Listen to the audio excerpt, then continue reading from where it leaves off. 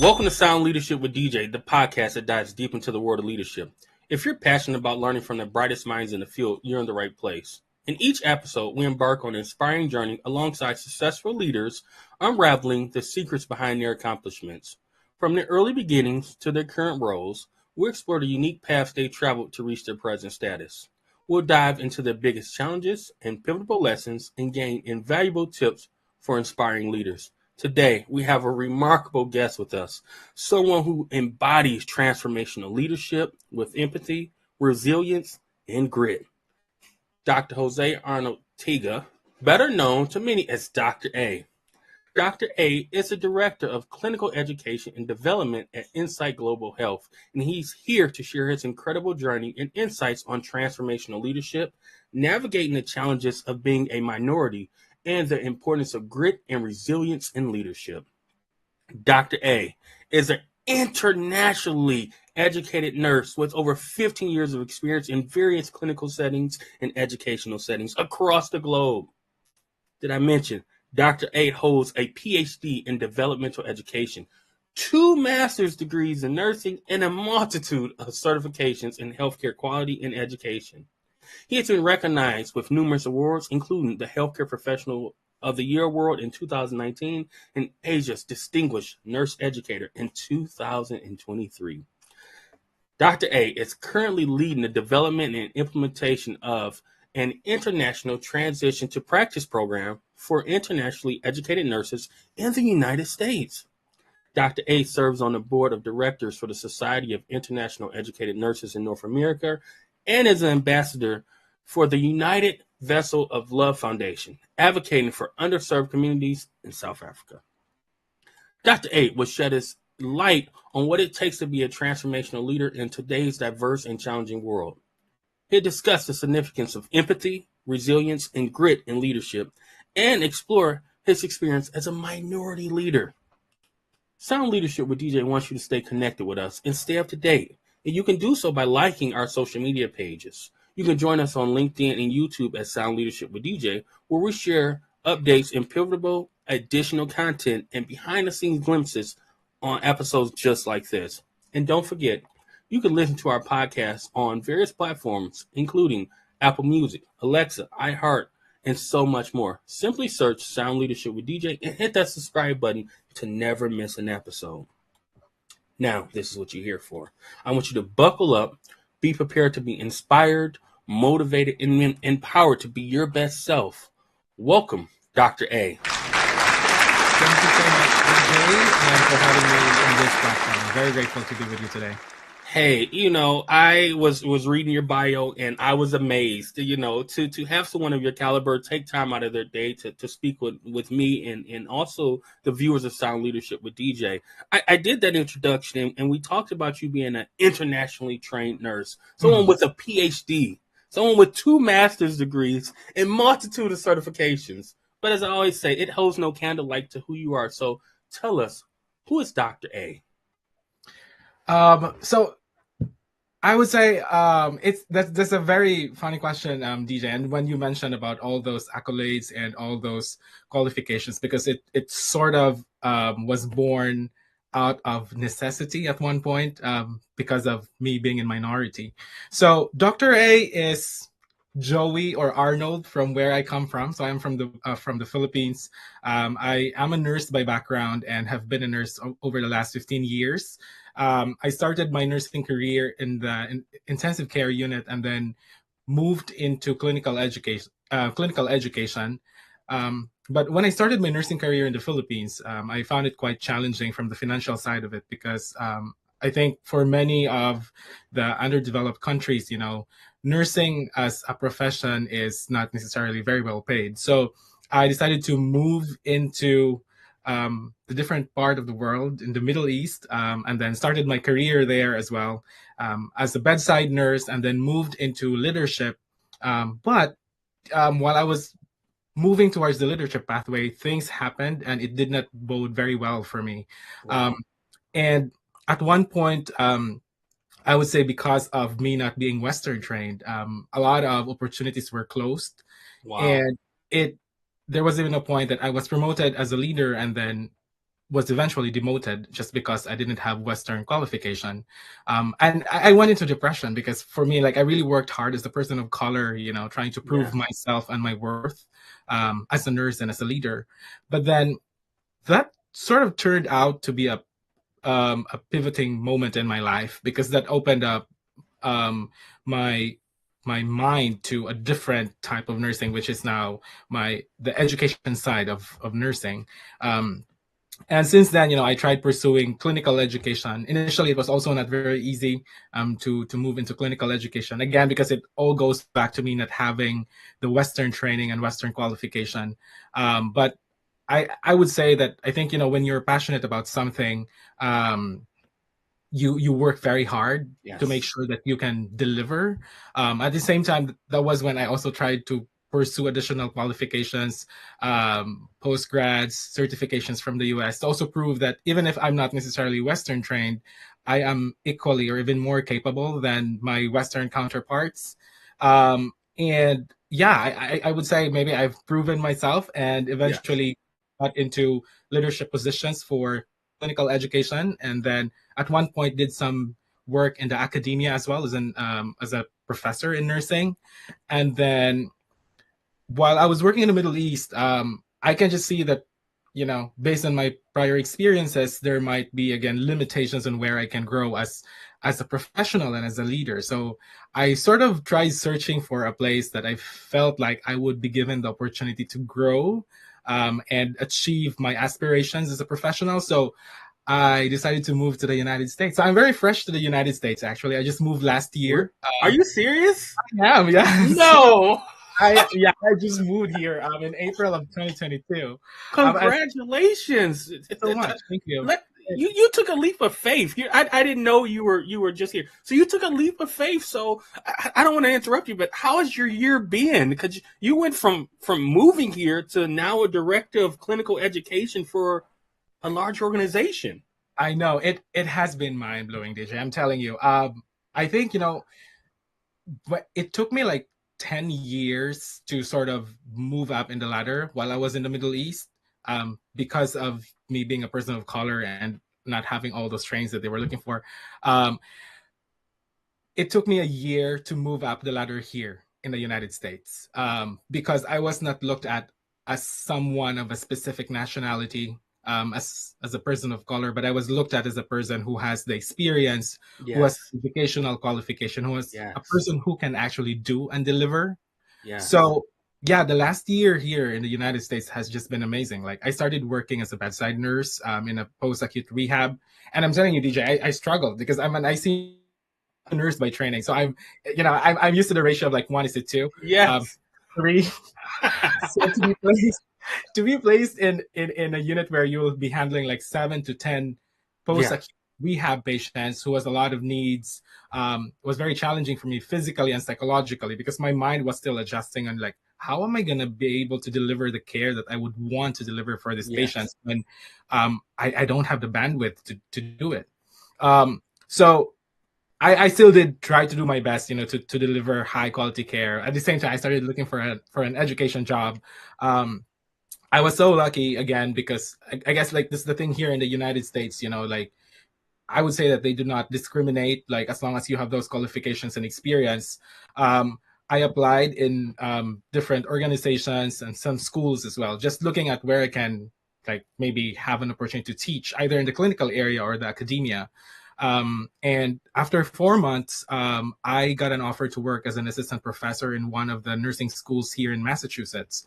So I worked for a semester, and it was so amazing because in December of 2022, I received a call from a LinkedIn connection of mine telling me that another connection of him, the vice president of the organization that I'm working now, was looking for an educator to join their program, to lead and curate a curriculum for an international transition to practice. And I was like, oh, this is something that I've done when I was in the Middle East, because I did some transition to practice program for the nurses, but that was like facility wide. That Yes. was an international program. And I was like, okay, I'm gonna give it a try. I'm gonna talk to them, and see what their vision and mission is for their program. And when I spoke to Josh Sider, our vice president that I'm working with now, he told me about their vision of, helping Filipino nurses and other internationally educated nurses to transition to the United States. And they wanted to make sure that they have prior training before they come to the US, to make sure that they feel competent and confident while working here. And I was like, oh my God, like this is something that I'm so passionate about, because this is the me in my previous life, like I would have wanted to have that preparation before I transition, so that I would be ready, like not just as a professional moving or being transplanted into the US, but actually as a person who's moving to a new country, a new community with a different cultural background.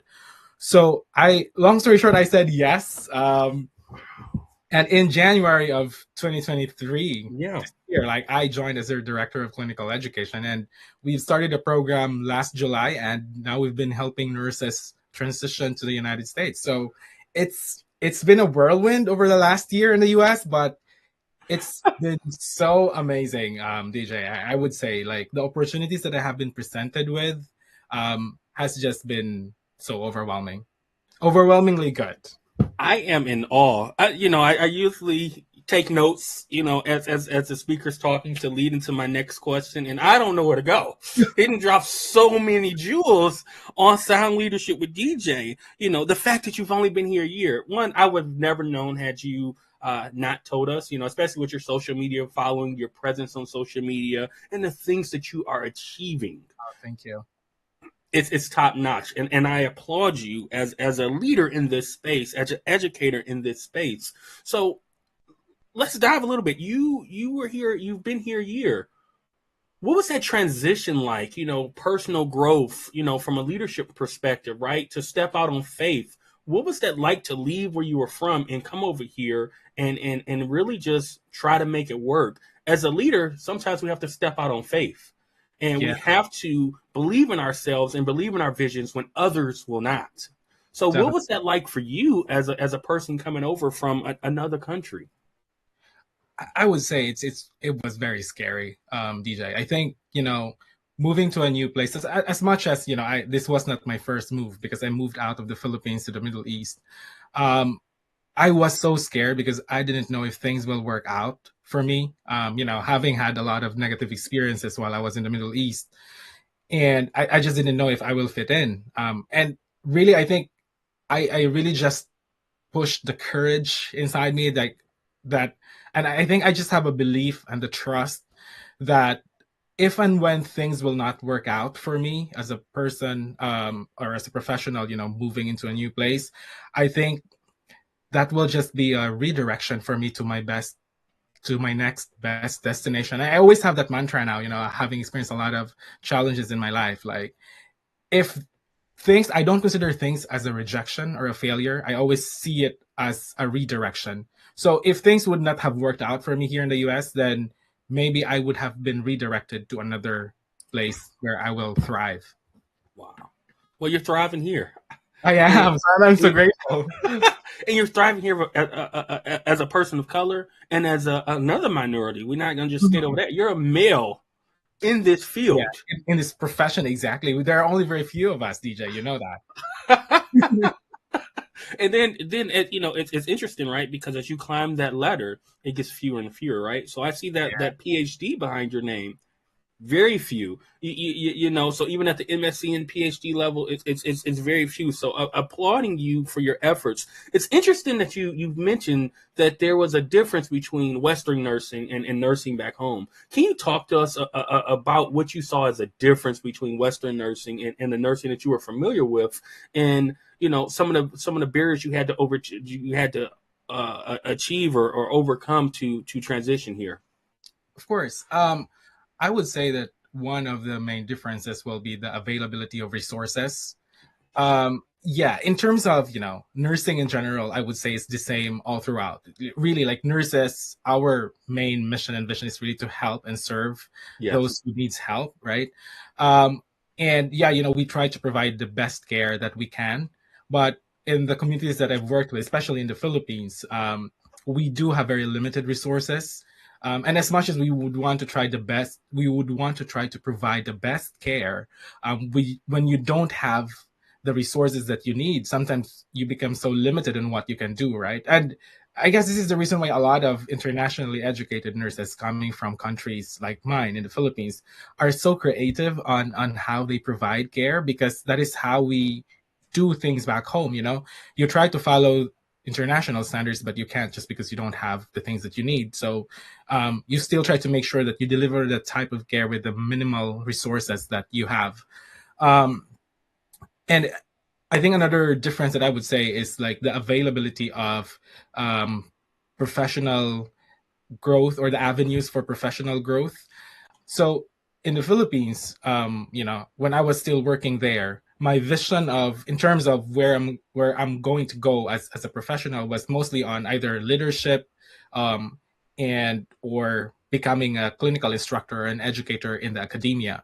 So when I came here in the United States, like, you can be whoever you want, right? Like, you can be a leader, you can be a nurse practitioner, you can be an educator, and even with being an educator, you can be an educator in the academia, you can be an educator in the clinical area, you can be an educator in the corporate world, but while still doing nursing. So I think that the having a lot of doors, to really follow what you are very passionate about as a nurse and as a person, is what sets United States apart from my home country anyway. And I would say maybe even with some other countries, because here as a nurse, you can just be whoever you want to be while still practicing the nursing profession. Wow. Well, I think it's interesting to hear you say, over there you felt kind of restricted into Mhm. the various roles that you can have. Now, you had your PhD back home, is that correct? Yes, I did. And it's interesting for someone of your caliber to have that PhD to still feel kind of, pigeonholed in a position, and then to come here and be exposed to any and everything that you want to do. So what was that shock like? I'm sure there was a level of culture shock to get here and say, well, I can really be what I want to be. I can be any type of leader. I can be any type of clinical educator. What was that like? Yeah, I would say it was very challenging, DJ. I think when you are molded in a mindset, Yes. wherein there are limitations and barriers, and like people around you will tell you what you can and cannot do, Yes. it's just so difficult to get out of that mindset. And I would even say, like, up until now, sometimes there are still some bits of those voices, that haunts me. I would say, telling me sometimes that, oh, you're actually not capable of doing it. So yeah, you know, when I moved here, and then when I saw how people can be very supportive, and I guess that's another blessing that I would say, that I'm really very happy about, because here, like, I felt like I've met the right people, and like I've only met people who have been very supportive, um, in every step of the way. Like, you know, I've never heard a person tell me here that you cannot do that. Like, when for example, when I talk about something, or when I propose about some initiatives, there's always a follow-up conversation about how we can do this, not like how you can't do this because you are not capable or you're not able to do it. So yeah, I think it's, you know um sometimes it can really be very difficult when you are limited, because you have been sucked into that mindset that you can't do stuff just because others around you are telling you that you are not able to. um and it I would say, as a person and as a leader, like, it takes a lot of courage and unfreezing and refreezing your mindset, so that you can come out from the self-limiting belief that you are actually capable, that you can actually do things, and you don't have to wait for other people to tell you that you can. But as much as it can be scary, it's always good as well to just give it a Mhm. try. Just Yeah. know that you can do it. And again, if it doesn't work, then maybe there are other things that you can do so that things can work out for you. As I've said, and I'll continue to say, your journey is inspiring and empowering, and not only to me, I'm sure for the viewers. For someone to be here in the U.S. less than a year, and to rise to the level that you have risen to is an amazing journey. But it's also a testament to your passion, your grit, as you would call it. So talk to us about your grit. And I use that term because that is the term that you placed Yeah. in your bio. But what does that mean to you to have achieved such success very quickly? But knowing that success didn't come overnight, right? You spoke that you've been doing Yeah. this for 10 years in another two countries. So it didn't I come know, overnight. exactly. Yeah, no, that's a very good question. I think firstly I'd like to talk about, finding your passion, because I think for everything that has happened in my career and in my life, in the Middle East and now moving to the United States, I would say that it is very important for all of us, actually, as professionals and as human beings, to know what we are most passionate about, and to really invest on that passion, because once you know what you are passionate about, things will just align. And in a way, as what I said earlier, when you are able to do what you are passionate about, and you get paid for it, how amazing would that be? Because that will not feel like you're doing something that you have to work hard for, right? Because it's just like enjoying what you are doing and getting paid for it. And I'm not so sure if you're familiar with the term ikigai, No, or no, educate that. us. Yeah. So I've always subscribed now to the concept of ikigai. So with ikigai, there are sort of four questions. Um, and once you are able to align the answers to those four questions, they said that you would have found your ikigai, or your life's purpose. So with ikigai, it's technically answering the four questions of: what do you love? What are you good at? What does the world need? And what you can get paid for. So I didn't know about this concept up until I started reflecting and stuff and reading about self development. And when I started answering the questions, like, it sort of aligned that education and teaching, and even leading in education and teaching, is really sort of my ikigai, because um, answering the question what I love teaching, I love knowledge sharing. That's one thing. And then, what am I good at? Well, my learners have told me that I'm a good educator and I'm good at transferring knowledge. So I'm Yeah. taking that comment from them. What I can get paid for as an educator, either in the clinical area or in the academia. And what does the world need? Well, the world needs a lot of nurse educators right now, because we need a lot of nurses that needs educating. So I was sort of like, oh, I've sort of found my center spot for my, my life's purpose. And that is the reason why I'm really very passionate, and I'm very gritty, I would say. I really work hard and persevere in the field of education. I try to lead in education in however way possible, and try to give back through education as well. Like participating in conferences. When I got invites to speak, like I do it for free. Mm. Locally, internationally, just to make sure that I share what I have, because I would say that I am blessed as a professional, being able to experience all the things that I've had experience in the Middle East, here in the United States. And I would love to share this with those nurses who are also wanting to grow their profession. Wow. So much passion, and we can tell that you love education, right? I do. When we talk about loving education, right, you believe in it. You have a PhD in nursing, and you have two master's degrees.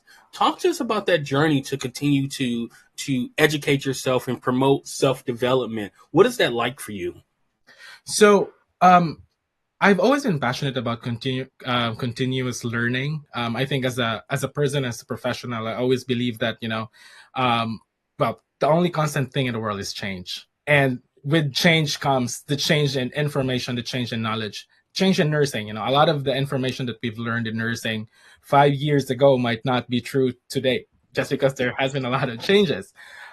So yeah, when I was in the Philippines, I started doing my master's degree, initially not because of I wanted to become an educator, but because I wanted to move into the leadership pathway. So in the Philippines, usually positions are given to those with postgrad degrees. But then when I started working on my master's degree, I've actually felt in love with education and stuff. I'm with the school. I don't know. Like, I think it was a very good environment. It was like everyone was just so passionate about what they do. My professors were so helpful. Like, I didn't feel like a student. I felt like I was a colleague of my Wow. professors, Yes.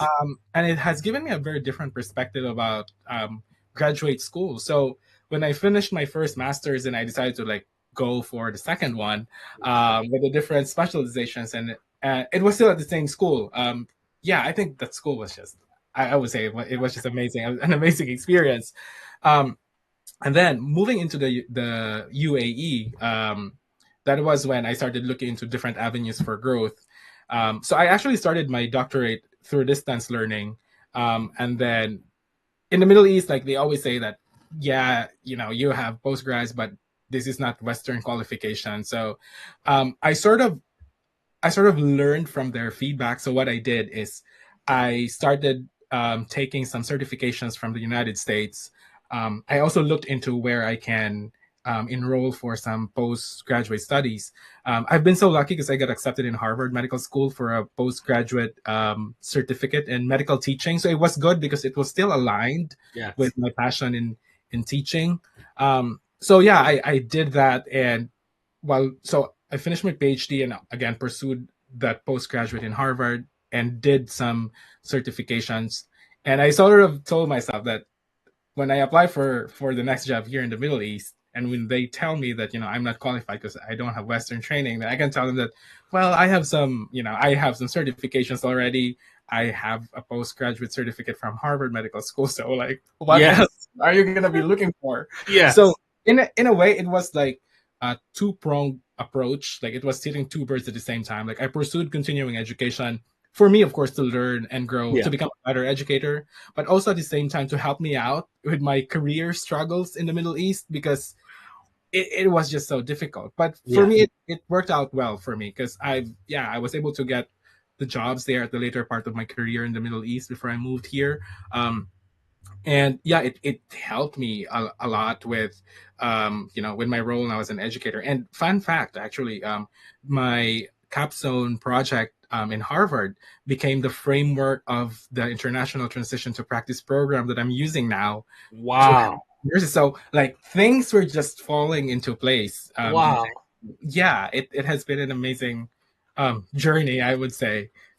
Well, it's definitely a testament to your grit and your resilience. And as you start to transition into leadership, you identify as a transformational leader. Mhm. What is transformational leader and what is transformational leadership? Uh-huh. So I would say, from my own perspective, I think transformational leadership is really leading by inspiring and motivating people. Like there are a lot of ways on how to lead, but I do feel like when you inspire others, when you share the same vision with the people that you are leading, I would say that you become a more effective leader, and it's easier to actually motivate them to share and or to do things towards achieving your goals if you and the team that you are leading has a shared vision, because then you are aligned in terms of, oh, this is what we want to achieve, because this is what Yes. we want to do as a collective, as opposed to just like telling them what to do. Wow. So, for yourself, what do you look for in a leader? um I would say that I would look for a leader who knows how to listen. Yes. It is very important, and because like when we are leading, we are actually leading people with different expertise, with different perspectives. So by listening and considering what other people has to say, it gives you a different point of view. It gives you a very different perspective. And like when you create that decision then in terms of what you're supposed to do, then you sort of have a well balanced decision because you have considered the different sides of things. Another thing that I'm looking for in a leader is someone who is firm but compassionate.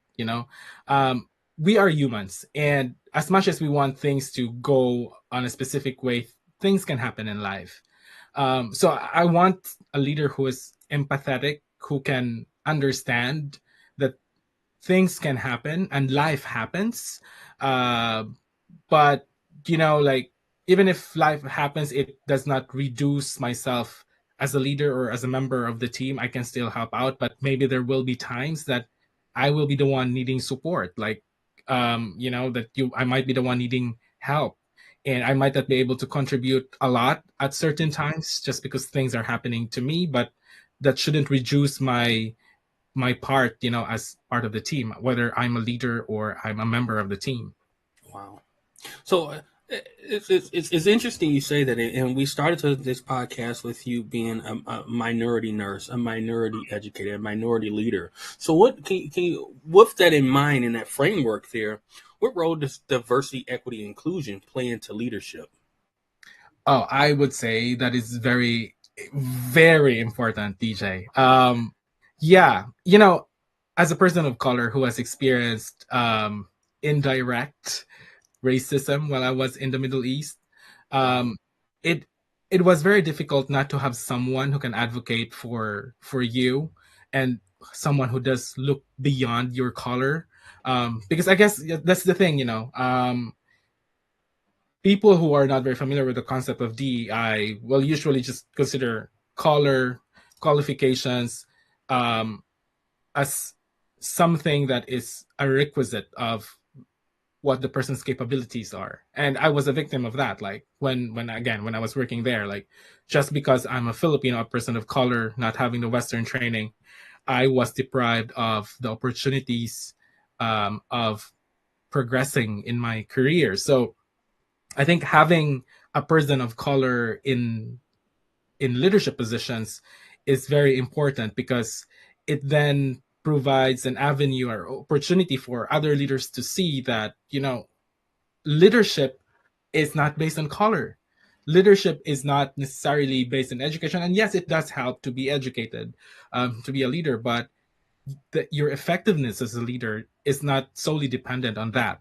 And of course, if you have a person who is a person of color leading, it also provides an inspiration for others who might have experienced like the same experience that I had, um, that they can actually do things. They are actually capable, no matter what other peoples are telling them that they are not capable of doing. If someone is there who looks like them, is doing something great and is making impact in their community or in their society, then that speaks a lot to them, and that can then motivate others to actually pursue their passions and like move into leadership positions as well. Wow. You come with a wealth of knowledge, and I'm sure that knowledge benefits the role that you are in now as the director of clinical education. Can you tell us more about the company and more about the role and more about your impact you have in developing this program and launching it to the success that it is today? Of course. So with the current role, my main responsibility really, before we started anyway, was to curate the curriculum Hmm. for the International Transition to Practice program. So traditionally, a lot of staffing companies and recruitment agencies will bring their nurses here in the United States and then have them trained by the hospital system that they're going to be working in. But what we wanted to try to do differently is we wanted to make sure that these nurses are actually ready even before they come here in the United States. So what we have done is we did some scoping reviews and systematic reviews of the studies that has been out there. We did some surveys from nurses who have gone through the transition from their home countries to the United States, and looked into the different factors that impacts their transition, that makes their transition more seamless. And then I came up with 4 different modules that looked into their United States integration, workforce integration here in the United States, and then the clinical workflows, clinical equipment, amongst many others. Um, so since then, yeah, I've been the one working on making sure that all those modules are really integrated and incorporated into the program. Aside from that, I also work with the hospital partners that we have, because of course we will be placing these nurses that we hired internationally, right, in our hospital system. So one of the main goals, of course, is to make sure that whatever they learn is also aligned to the processes and the guidelines in that hospital that they're going to be working. So I work closely with the director of clinical education of our hospital partners, as well as their education and simulation team, to make sure that the trainings that they have here in the US is actually really mimicked, as close as possible Yes. there in the Philippines, so that when these nurses come here in the United States, whatever they're going to be seeing in the clinical area will not be new to them. Yes. because that has always been my fear. As a person coming outside the United States, moving into the United States. Well, US is very high tech. We're very fast in acquiring the latest technology in healthcare and stuff like that. And if you come from a developing country like the Philippines, we didn't even have, well, during my time, I didn't even have electronic medical recording system. So coming in here, getting exposed to Cerner or to Epic, I was like, oh my God, what am I gonna do? Like, mind you, DJ, when I started working at the bedside, I spent like, I would say out of 12 hours, I spent like more than 75% in the computer because I was learning like how Yes. tab am I gonna click this time? Like, Interesting. yeah, so these are some of the things that we have incorporated in our international transition to practice program to make sure that when they come here, these things will not be new to them because we would rather have them spend most of their time with patient care, right? Like if they can spend more time with their patients, then that will definitely improve patient outcomes as opposed to them just sitting in front of their computers. Because you know how it is now, like a lot of Yeah. the things needs to be documented as well, because that involves the pay and stuff. Yes. But yeah, if they can maximize their time with patients as opposed to just sitting in front of computers, then that is what we want because we want them to be caring for the patient, not caring for the computer. So That's interesting, right? Because to me, that makes you perfect for the role. You freshly just went through transition to the United Mhm. States, and something that you talked about is the EMRs, EHRs, and what's interesting is for me in the U.S., I thought that was an established practice across the world, but for somebody coming in who is not from the U.S., it was unfamiliar to you, and you spent more time caring for that computer than you did for the patient. So I find that very interesting. Very interesting. Yeah, I think this is the thing. I think there are a lot of things. I think different perspectives. Coming from internationally educated nurses, and that's one thing that I even brought up to our hospital partners. I said that I want to create like a cultural awareness session with the team because I want you to understand our culture so that you will understand the perspectives of a Filipino nurse, for example. Why are Filipino nurses like this? And it's not because maybe we are bad nurses or something like that, but it's just because things happen differently from our home country. And now you are being placed, for example, in a country that has all the resources and stuff. So, for example, like I'm used to doing a specific procedure in a shortcut manner just because I don't have all the equipments that I can use to follow the step by step things. But Yeah. here you have to follow like the step by step because you have all the equipments that you need, the consumables that you need. So there's no excuse for you to do shortcuts, right? Because you have everything. That's interesting you say that. No excuse to do shortcuts because we still see it so much. And I for still somebody have- like yourself who's not used to having the resources and you're like, look, you have it there. You can actually do it. It's mind blowing. But as we bring this podcast to a close, you brought a different perspective that hasn't been brought to sound leadership. You brought the perspective of a minority nurse who transitioned from a different country, two different countries, Mhm. over to the US. You brought your struggles, you brought your experiences that has gotten you to where you are today. As we close out and we usually leave a message to the people who are thinking about getting into leadership or thinking about transitioning. I always ask, well, what can you tell them? But I'm going to ask you a different question. For someone who is thinking about leaving their country, stepping out on faith and coming to the US or going somewhere else, what would you say to them? I want to say a lot, but This is your time. The yeah, floor is I yours. yeah, I think so yeah, a few things. One is that trust your instinct. That's definitely one. When you are embarking into something that you don't have an idea as to what's going to happen, whether it will work out for you. Um, it's always good to do some research for sure, and then ask people about it. Like especially for those people who have gone through the journey, because I believe that with the advent of social media technology, we do have that capability of reaching out to people. So yeah, ask, have an informed decision, and then trust your instinct because for me, I did just that, and so far it worked out it worked out well for me. Another thing is to always know your limitations and ask for help when needed. So this is for leaders and even for all of us. Sometimes we have the tendency, and I'm not so sure if this is just maybe an Asian mentality. Um, we have the tendency not to ask for help even if we are struggling, just because we don't want to be seen as somebody who is weak. But what I've learned here in the United States is that it's actually okay to ask. Like, you will not be judged if you ask. For me, I sort of see it now as a strength, because if you ask for help, that means that you are actually aware as to what your limitations are. And therefore, when you ask, you are also leveraging on the expertise and experience of others, right? And by asking, then that will be the time that you will get help. Because if you don't ask, then you will never get help, right? So yeah, always ask for help when needed, because again, you will not be judged. And I would say that I think my third pointer is really try to, I think, reflect on what do you want in life.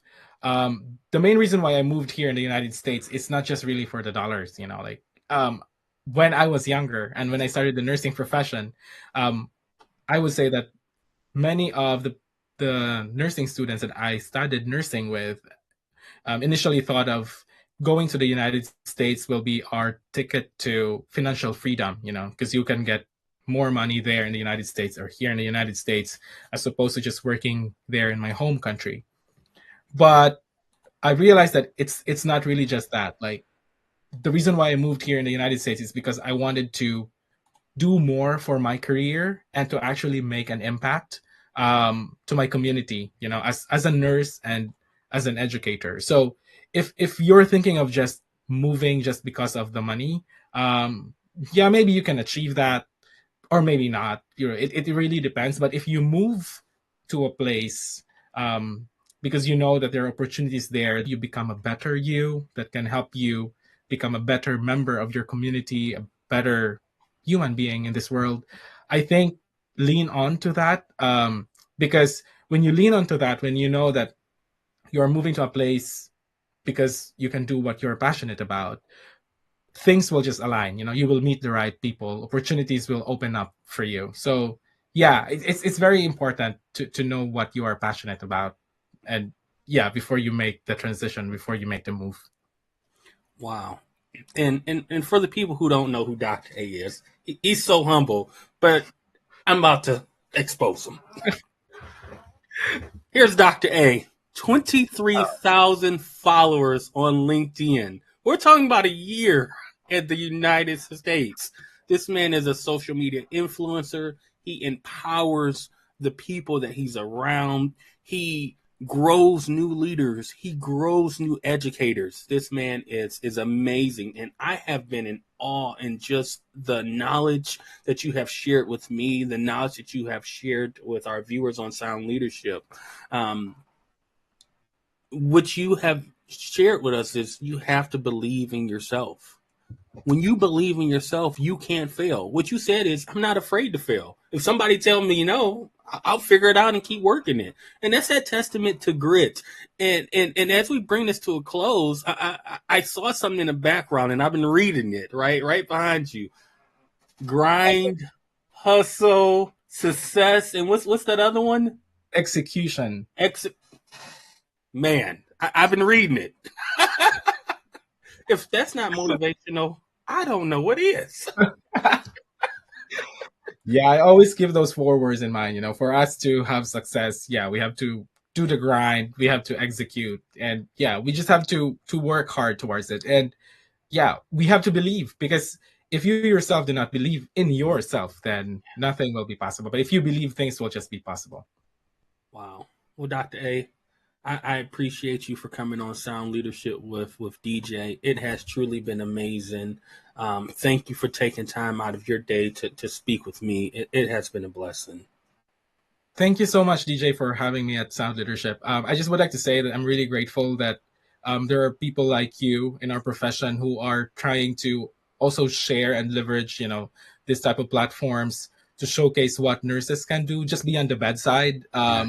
because we do a lot of things. And yeah, continue doing what you are doing, because you are making an impact, not just to the people around us, but actually to the nursing profession. So thank you. Oh, man. Listen. Thank you, Dr. A. Thank you for everyone who's watching Sound Leadership with DJ. It has truly been a pleasure. I hope you've gained valuable insights from Dr. A. He's talked about his struggles. He's talked about depression. He's talked about being in the U.S. for just 1 year. He's talked about, leveraging his experience as an ICU nurse and then transitioning to a post-acute care setting, where he now had to take care of 8 to 10 patients where he was used to 1 or 2. He's talked about it all. He's laid his cards on the table, and that's what Sound Leadership is. It's a platform to connect with all types of people who are leaders with various backgrounds. If you've enjoyed this episode, we encourage you to like and follow our social media pages for more great content. You can follow us on YouTube and LinkedIn at Sound Leadership with DJ. Also, don't forget, you can tune into this podcast and others just like it on your favorite platforms that include Apple Music, Alexa, iHeartRadio, and so much more. Simply search Sound Leadership with DJ and hit that subscribe button to stay up to date. What I want you to remember is leadership is a journey. It doesn't happen overnight. Dr. A has shared that with us. With over 10 years of experience in various countries, it took him to transition to the U.S. to land the road that he wanted to. Believe in yourself and things will come true. Thank you from Sound Leadership with DJ.